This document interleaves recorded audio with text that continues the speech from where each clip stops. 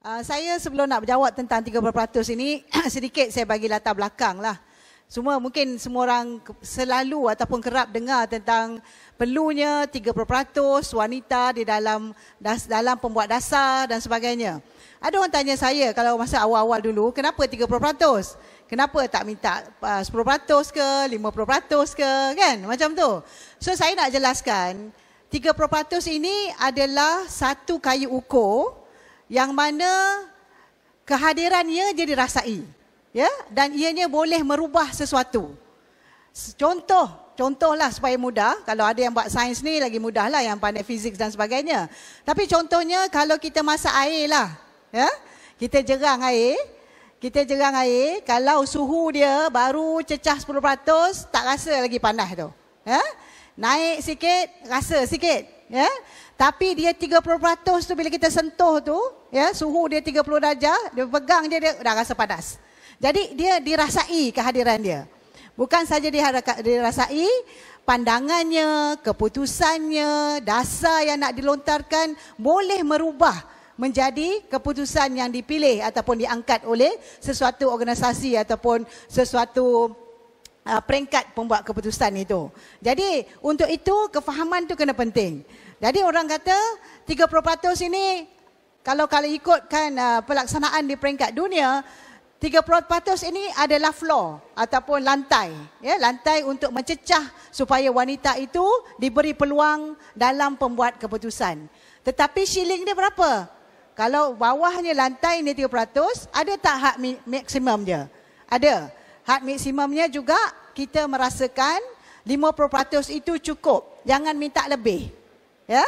Kenapa jangan minta lebih? Sebab bila kita minta ataupun tidak keseimbangan antara wanita dan lelaki di dalam satu organisasi, khususnya kalau wanita itu lebih, maka ia tidak menunjukkan refleks sesuatu organisasi yang baik. Tapi dasar apa pun, ia mesti menunjukkan nak letakkan seseorang itu di tempatnya, nak jadikan dia adun ke, ahli majlis ke, ketua kampung ke dan sebagainya, dia mestilah juga dipertimbangkan kualiti dan merit. Ya, saya walaupun saya memperjuangkan, ya, kepimpinan wanita, tapi saya juga merasa salah kalau saya hanya meletak batang tubuh wanita tetapi dia tidak kompeten untuk menjadi ataupun menjadi seorang pemimpin yang baik. Itu pandangan saya. Sebab itu soalan yang ditanya itu, apakah cadangan dan bagaimana nak dilaksanakan? Okey, saya boleh sedikit tunjukkan apa yang telah saya lakukan selaku Ketua Wanita Negeri Selangor, tetapi selaku Exco Kerajaan Negeri juga. Ibu Jun ada di sini, Wasanti ada di sini. Apa yang kita buat adalah pada awal 2008 lagi, kita menang, kita telah pun, ya, membuat satu program khusus untuk takungan wanita ini. Ya, kita wujudkan pusat wanita berdaya yang kita institusikan, ya, kepimpinan itu. Lepas itu kita bimbing. Sekarang ini selepas 10 tahun, saya boleh sebut di Selangor, adun yang paling ramai di Malaysia yang perempuan adalah daripada negeri Selangor. Kita ada 17 orang adun wanita. Kita ada ahli parlimen yang ramai di kalangan wanita. Kita ada ahli-ahli majlis sebanyak 200 lebih itu, ataupun kalau kota untuk keadilan kita ada 145. Alhamdulillah, hanya Parti Keadilan yang telah pun menempatkan 30 ataupun 30%, ya, wanita menjadi ahli majlis. Cukup kota kita dapat. Dan yang kita tengok, ketua kampung juga.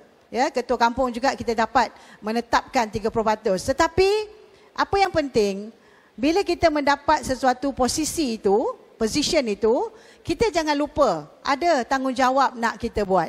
Ya, contohnya bila saya pegang pembangunan Exco pembangunan luar bandar, saya sebut kepada kerajaan, boleh tak kita bagi ruang yang ketua kampung itu jangan tulis ianya lelaki sahaja. Ya, kita silent about gender. Kita kata ketua kampung mestilah terdiri daripada warga negara Malaysia berumur sekian-sekian sehingga sekian-sekian. Cukup.